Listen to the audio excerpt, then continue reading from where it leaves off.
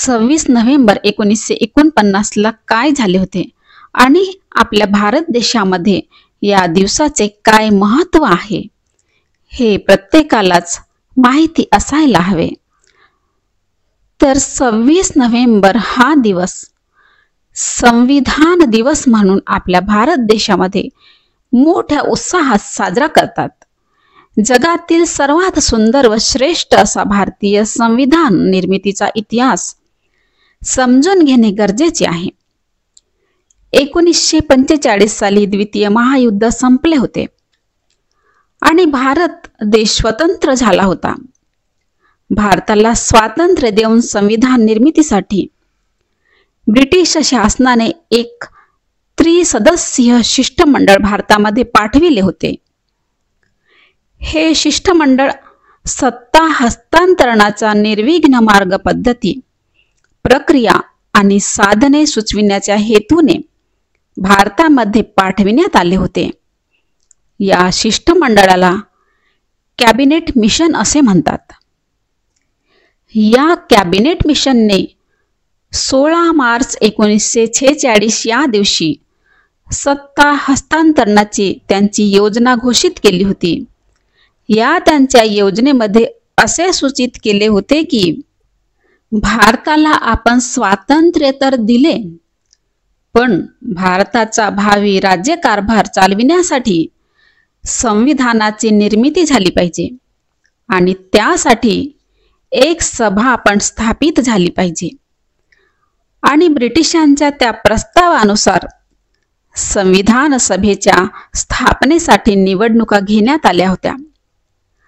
संविधान सभेवर सदस्यांचे निर्वाचन प्रांतीय विधानमंडळाच्या निर्वाचित सदस्यांद्वारे करण्यात आले होते। बाबासाहेबांविषयी सरदार वल्लभभाई पटेल म्हणाले होते, संविधान सभेचे दरवाजे खिडक्याच काय, झरोखा सुद्धा मी बंद केला आहे, पाहूया आता डॉक्टर आंबेडकर कुठून व कसा प्रवेश करतात ते। आणि त्या काँग्रेसच्या कट्टर विरोधामुळे मुंबई विधान मंडळातून बाबासाहेबांना संविधान सभेमध्ये प्रवेश मिळाला नव्हता, पण बंगाल विधान मंडळातील श्री जोगेंद्रनाथ मंडल आणि इतर अनुसूचित जातींच्या पाठिंब्यावर बाबासाहेबांना संविधान सभेमध्ये प्रवेश मिळाला। संविधान सभेने 9 डिसेंबर 1946 ला स्वतंत्र भारताच्या संविधान निर्मितीच्या कार्याला प्रारंभ केला होता। उद्घाटन सभेत 296 सदस्यांना सहभागी होण्याची अधिकार होता, पण त्यापैकी फक्त 207 सदस्यच उद्घाटन प्रसंगी उपस्थित होते। भारताच्या संविधान सभेची प्रथम बैठक सोमवार दिनांक 9 डिसेंबर 1946 रोजी 11 वाजता संविधान सभागृह नवी दिल्ली या ठिकाणी भरली होती। आचार्य जे.बी. कृपलानी यांनी डॉक्टर सच्चिदानंद सिन्हा यांना अस्थायी अध्यक्ष म्हणून स्थान ग्रहण करण्याची विनंती केली होती आणि अध्यक्षांनी सभागृहाला उद्देशून उद्घाटनपर भाषण केले होते। त्यानंतर श्री फ्रँक अँथोनी यांना उपाध्यक्ष म्हणून मनोनीत करण्यात आले होते। त्यानंतर प्रत्येक सदस्याने आपले ओळखपत्र सादर केले आणि नोंदणी पुस्तकात स्वाक्षरी केली। बाबासाहेब आंबेडकरांनी बंगालमधून निर्वाचित सदस्य म्हणून स्वाक्षरी केली होती। संविधान सभेने 10 डिसेंबर 1946 रोजी अध्यक्षांच्या निर्वाचनासंबंधी नियम पारित केले आणि त्या नियमानुसार संविधान सभेने 11 डिसेंबर 1946 रोजी डॉक्टर राजेंद्र प्रसाद यांना संविधान सभेचे स्थायी अध्यक्ष म्हणून निर्वाचित केले होते।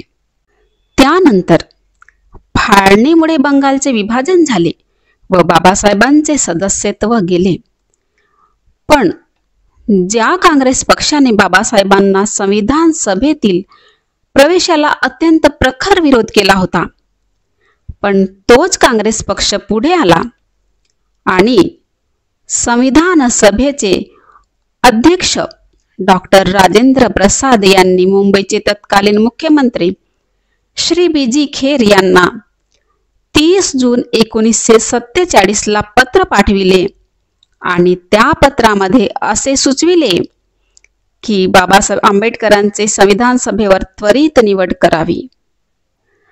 डॉक्टर राजेंद्र प्रसाद यांनी त्या पत्रामध्ये असे लिहिले की आम्हाला असे आढळून आले की डॉक्टर आंबेडकरांनी संविधान सभेवर आणि ज्या विविध समित्यांवर त्यांची नियुक्ती झाली होती त्या विविध समित्यांवर त्यांनी जे कार्य केले होते, त्यांनी जे योगदान दिले होते ते एवढे श्रेष्ठ दर्जाचे आहे की आम्ही त्यांच्या सेवांपासून वंचित राहू इच्छित नाही.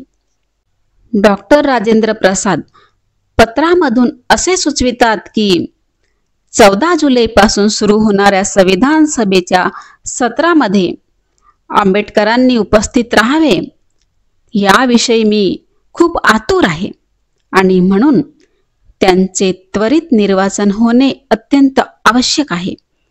आणि त्यानुसार 1947 जुलै महिन्यामध्ये डॉक्टर बाबासाहेब आंबेडकर संविधान सभेवर पुनर्निर्वाचित झाले आणि त्यानंतर लगेच 15 ऑगस्ट 1947 ला स्वातंत्र्य दिनी प्रधानमंत्री पंडित जवाहरलाल नेहरू यांनी त्या मंत्रिमंडळात सहभागी होण्यासाठी बाबासाहेबांना निमंत्रित केले व बाबासाहेबांनी ते निमंत्रण स्वीकारले आणि बाबासाहेब भारताचे कायदा मंत्री झाले. 29 ऑगस्ट 1947 या दिवशी संविधान सभेने एकमताने बाबासाहेबांची संविधान मसुदा समितीच्या अध्यक्षपदी निवड केली. बाबासाहेब पुन्हा संविधान सभेत आले ते फक्त त्यांच्या बुद्धिमत्तेमुळे, त्यांच्या कार्यामुळे व देश समर्पणामुळे.